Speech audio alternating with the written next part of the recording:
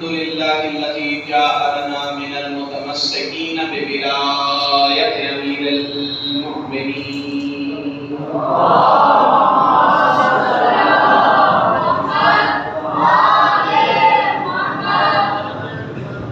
قال الحكيم في كتابه المجيد والفرقان الحميد فقوله الحق. بسم الله الرحمن الرحيم. الذين في صلاتهم خاشعون. صلوات اللهم صل على محمد وآل محمد. وقت کی کمی کو دیکھتے ہوئے انہیں انتہائی مختصر آپ کے سامنے گفتگو کرنا ہے. وہی نمازی چہرے، وہی مسجد کا ماحول. میرا دل چاہتا ہے کہ تھوڑا سا نماز کو مزید گفتگو کرنا. ماشاءاللہ. آپ سامنے سامنے تو سماعت میں جیسے محمد علیہ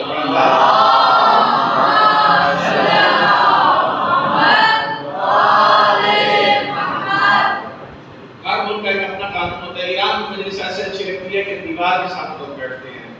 وہاں پہ معیوب نہیں سمجھا جاتا. ہمارے پاکستان میں معیوب سمجھا جاتا ہے. مجلس یعنی دیواروں کو چھوڑ چھوڑ کے بیٹھنا. اب دیواروں کا سہارا نہیں لینا بلکہ حسین کا سہارا لینا ہے.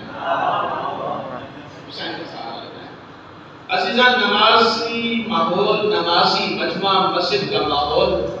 میرا دل چاہتا ہے کوئی چند جملے جو میں نے پچھلی دفعہ نماز میں پڑھے تھے بات وہیں سے آگے بڑھا دوں. اگر آپ کی توجہات ہیں تو میں نماز کے موضوع پہ چند جملے مزید پڑھوں. ماشاءاللہ. اللہ قرآن میں تعارف کروا رہا ہے.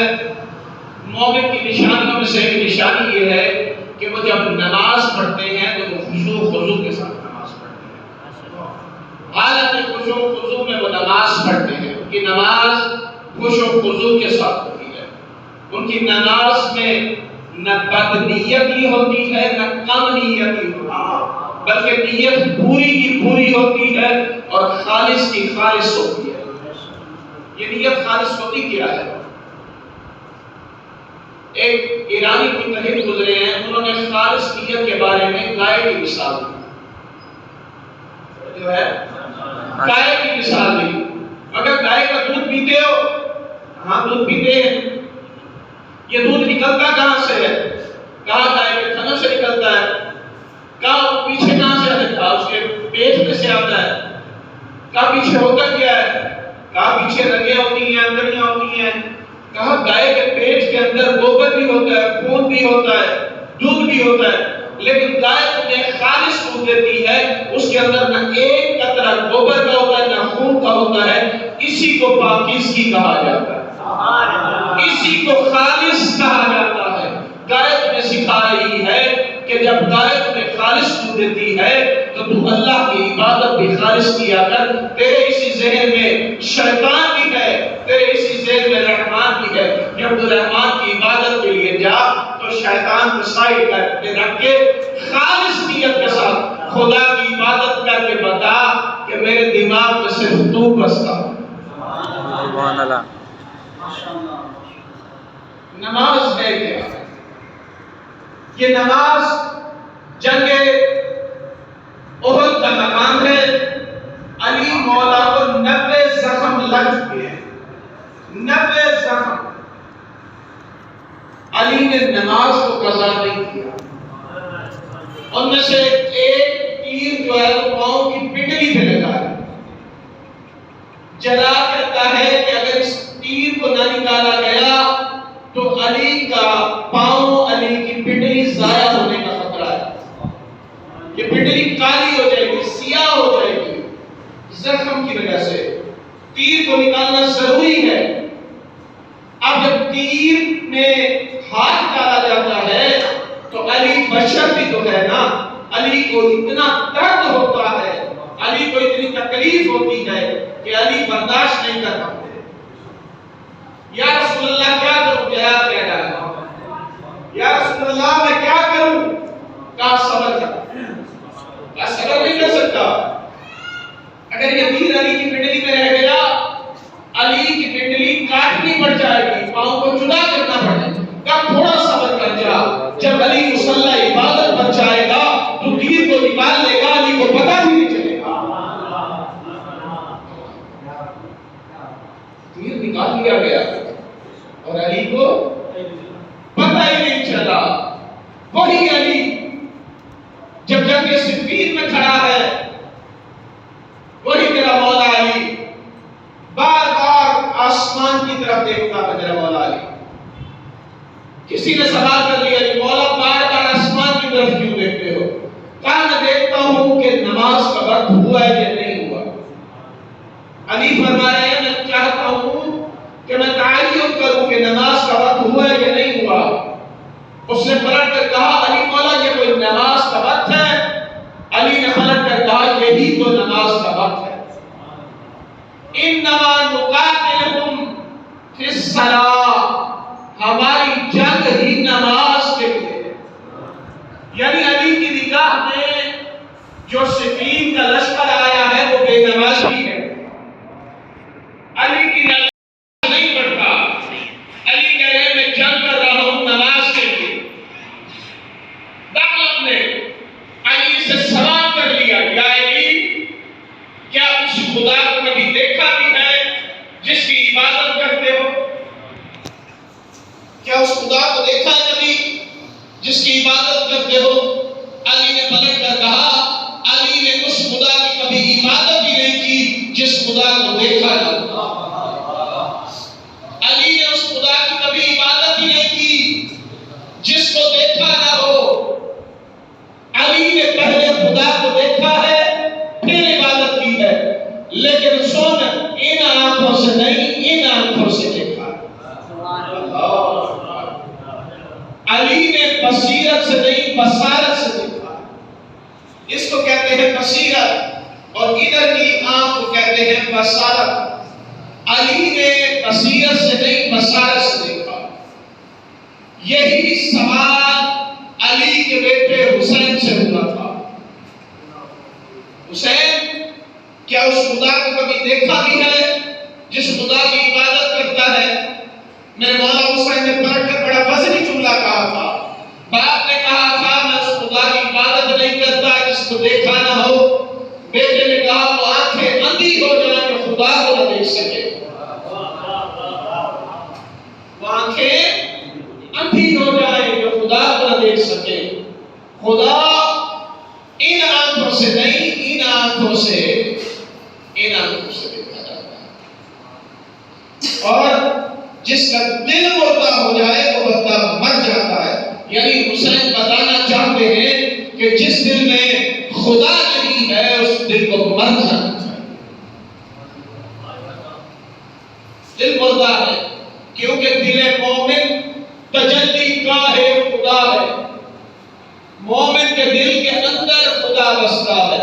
یہی وجہ تو ہے کہتے ہیں کہ کسی مومن کے دل کو نہ دکھاؤ کیونکہ اس دل کے اندر خدا بستا ہے. پریشان تو نہیں ہے؟ ماشاءاللہ. علی نے کبھی اس خدا کی عبادت تاجروں کی طرح نہیں کی. علی تاجرانہ عبادت نہیں کرتا. یا علی یہ تاجرانہ عبادت کیا ہے؟ کہا علی نے زندگی میں ایک سجدہ بھی خدا کو نہ جہنم کے خوف کی وجہ سے کیا ہے نہ جنت کے لالچ کی وجہ سے کیا ہے.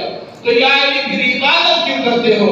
کہا میں عبادت اس لیے کرتا ہوں کہ وہ اللہ کی عبادت ہے. وہ اللہ کی عبادت ہے. جہنم کے خوف سے اللہ کی عبادت کرنا اور جنت کے لالچ میں اللہ کی عبادت کرنا تاجروں کی سی عبادت ہے. تاجر جو تجارت کرتا ہے یا اسے خسارہ ہوتا ہے یا منافع ہوتا ہے. خسارہ ہو تو اسے جنت ہے، خسارہ ہو تو اسے جہنم ہے، اور اگر فائدہ ہو تو اسے جنت ہے. میں تاجروں کی سی عبادت نہیں کرنا چاہتا. علی اس لیے عبادت کرتا ہے کہ خدا لائی کی عبادت ہے. کی عبادت ہے اس کو لائی کی عبادت سمجھ کر اس کی عبادت کرو. نہ جہنم کے خوف سے نہ جنت کے لالچ سے. اللہ کی عبادت اس لیے کرو کہ وہ لائی کی عبادت ہے. اور ہماری عبادتیں علماء ہماری عبادتیں ہوتی کس لیے ہیں؟ نہ جہنم کے خوف سے ہیں نہ جنت کے لالچ سے ہیں، بلکہ لوگوں کو دکھانے کے لیے، خدا کی قسم لوگوں کو دکھانے کے لیے۔ اگر کوئی بڑا بندہ آ جائے تو ہماری قرت تبدیل ہو جاتی ہے، بسم اللہ الرحمن الرحیم، اس طرح کر کے ہم نماز پڑھتے ہیں۔ کوئی بڑا بندہ پیچھے کھڑا ہے، یعنی نماز خدا کے لیے نہیں پڑھ رہے، اس بندے کے لیے پڑھ رہے۔ ایک شخص مسجد میں نماز پڑھ رہا تھا، انتہائی متقی انسان، شاید زمانے رسول خدا ہے، اس زمانے میں نہ دروازے ہوتے تھے نہ دیواریں ہوتی تھی، مختصر سی ایک چار دیواری ہوتی تھی۔ سردیوں کا موسم، بندہ نماز پڑھ رہا ہے، صبح کی نماز مسجد میں، اسے کسی کے آنے کی آہٹ محسوس ہوئی، مسجد میں کسی کے آنے کی آہٹ محسوس ہوئی۔ اس نے کہا کوئی پیچھے میرے کھڑا ہے۔ اس کی نماز کی کیفیت بدل گئی، پہلے جیسے نماز پڑھ رہا تھا اب اس کے مخارج تبدیل ہو گئے، اب اس کی نماز میں تواضع بڑھ گیا، رکوع و سجود طولانی ہونے لگے۔ بسم اللہ الرحمن الرحیم، الحمدللہ رب العالمین، الرحمن الرحیم، آرام آرام سے، سکون سکون سے۔ اس نے بڑے سکون سے نماز پڑھی، بڑی آہستہ نماز پڑھی۔ جب نماز ختم ہوئی تو اب یہ سوچ رہا ہے تسبیح کے دانے بھی، اور سوچ رہا ہے کہ یہ بندہ باہر جا کے لوگوں میں بتائے گا یہ بڑا متقی بندہ ہے۔ اس کو پتہ بھی نہیں تھا کہ مسجد میں کوئی ہے یا نہیں ہے۔ اس نے بڑے آرام سے نماز پڑھی، اس کا رکوع بڑا طولانی تھا، اس کا سجدہ بڑا طولانی تھا۔ اس نے نماز کو بڑے سکون کے ساتھ پڑھا۔ کہوں میں مڑ کے دیکھوں تو صحیح وہ بندہ ہے کون؟ اب یہ آنکھیں ٹیڑھی کر کے پیچھے دیکھنے لگا تو پیچھے مسجد میں کتا تھا۔ توجہ ہے؟ مسجد میں کتا تھا۔ اس نے نماز کتے کے لیے پڑھی ہے، نماز خدا کے لیے نہیں پڑھی۔ اس نماز کا اجر کتا دے گا، خدا نہیں دے گا، کیونکہ اس نے خدا کے لیے یہ نماز نہیں پڑھی، کتے کو دکھانے کے لیے نماز پڑھی۔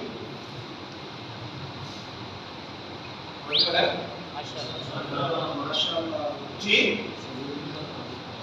اس کو نہیں پتا تھا، اس کو نہیں پتا، اس کو پتا تھا جو پیچھے ہے وہ جا کر لوگوں میں بتائے گا، میری تعریفیں کرے گا۔ اب جو ہے وہ جس انداز سے جا کر تعریف کرے گا اس کا اجر اسی سے ملے گا۔ اس نے نماز خدا کے لیے نہیں پڑھی، اس کو دکھانے کے لیے پڑھی ہے۔ خدا کہہ رہا ہے کہ خالص میرے لیے نماز خدا کے لیے ہے، یہ بندگی خدا کے لیے ہے، یہ نماز خدا کے لیے ہے۔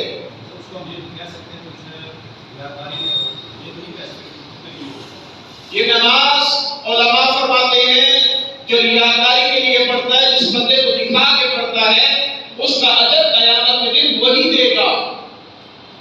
جس بندے کو دکھا کر پڑھ رہا ہے، جس جانور کو دکھا کے پڑھ رہا ہے اس کا اجر وہی دے گا۔ علماء اخلاق، علماء قوم، علماء بشر فرماتے ہیں کہ اس کا اجر وہی چیز دے گی جس کے لیے اس نے نماز پڑھی۔ اگر خدا کے لیے نماز پڑھی ہے تو خدا اجر دے گا، بندوں کے لیے نماز پڑھی ہے تو بندے اجر دیں گے، اور قیامت کے دن خدا جب حساب کرے گا تو کہے گا یہ نماز تم نے پڑھی نہیں تھی، وہ کہے گا میں نے نماز پڑھی تھی، یہ نماز میں نے مسجد و امام بارگاہ حسین حسن آباد میں پڑھی تھی، یہ نماز پڑھی تھی، فلاں بندہ گواہ ہے، فلاں بندہ گواہ ہے، کہا یہ نماز تو میرے لیے نہیں پڑھی تھی، ان بندوں کے لیے پڑھی تھی، جاؤ اسے اجر دے۔ نماز ان کے لیے پڑھی تھی، جاؤ سے اجر لے، اس نماز کا اجر وہ دیں گے۔ نماز خدا کے لیے، ہر چیز میں، ہر شے میں ہماری ریاکاری، کم سے کم ایک عبادت الہیہ تو ایسی ہونی چاہیے کہ جس میں ریاکاری نہ ہو۔ حسین نماز کا موضوع تھا نا، وہ حسین جس کے کے بچے ذبح ہو چکے ہیں، وہ حسین کے چند لمحوں کا مہمان ہے، نماز ظہر کو کیسے ادا کر رہا ہے میرا مولا حسین؟ میرے مولا حسین نے کربلا کے میدان میں جماعت برپا کی ہے، نماز کو قائم کیا ہے۔ 18 نمازی ہیں جنہوں نے میرے مولا حسین کے پیچھے نماز پڑھی۔ میرے مولا حسین نماز کے لیے اللہ اکبر کہہ رہے ہیں۔ 2 مولا کے صحابی ہیں جنہوں نے نماز کو بچانے کی کوشش کی۔ ایک کا نام ہے سعید ابن عبداللہ حنفی اور دوسرے کا نام ہے زہیر ابن کین بجلی۔ 2 صحابی ہیں جنہوں نے نماز کی محافظت کی، تیری اور میری نماز کی نہیں، مولا حسین علیہ السلام کی نماز کی۔ روایت بتاتی ہے کہ سعید سینہ باندھ کر مولا حسین کے سامنے کھڑے ہو گئے کہ میں نماز کو بھی بچاؤں اور حسین کو بھی بچاؤں۔ 13 تیر لگے ہیں سعید کے بدن پر۔ نماز کی پہلی رکعت سعید گر گئے، زہیر بن کین نے سینے کو تانا، نماز کو بچایا۔ بڑی مشکل سے زہیر نے نماز مکمل کروائی۔ جیسے حسین تشہد میں بیٹھے، تشہد مکمل ہوا، ادھر سے زہیر بن کین بھی گر گئے اور پلٹ کر ایک جملہ کہتے ہیں، یا ابا عبداللہ اب افیدو، اے مولا حسین، اے ابا عبداللہ، کیا میں نے وفا کی ہے؟ کیا میں نے حق وفا ادا کیا ہے؟ مولا حسین نے کہا تو نے حق وفا ادا کر دیا، جیسا تو نے حق وفا ادا کیا کسی نے نہیں کیا۔ تو نے نماز کو بھی بچایا ہے اور میری بھی محافظت کی ہے۔ یہ زہیر ہے۔ آئیے ایک جملہ سن جناب کے اپنی سن لیجیے۔ یہ اصحاب امام حسین ہے جو حسین کی محافظت کر رہے ہیں۔ جب حسین راہبار سے گرے، راہبار کو کافی دیر کے بعد پتا چلا کہ میرا سوار گر گیا، پلٹ کے کہتا ہے مولا میری غلطی سے گرے ہو یا زخموں سے چور چور ہو کر گرے ہو؟ اور میری غلطی سے نہیں گرا۔ ہم کیوں سلجنا کو بیان کرتے ہیں؟ کیونکہ روز عاشوراء 9 لاکھ انسان جانور بن گئے تھے۔ یہ جانور انسان نہیں بنا تھا، یہ جانور فرشتہ بن گیا تھا۔ اس نے حسین کے گرد طواف شروع کیا۔ روایت کے جملے ہیں اس نے دانتوں سے حسین کے بدن میں پیوست تیر نکالنے شروع کیے، تیر نکالنے شروع کیے۔ روایت کے جملے ہیں جو ظالم حسین کو مارنے کے لیے آتا ہے یہ سموں سے پامال کرتا ہے۔ روایت کے جملے ہیں کہ یہ تبرکات لے کر جب خیموں کی طرف بڑھا تو ایک مرتبہ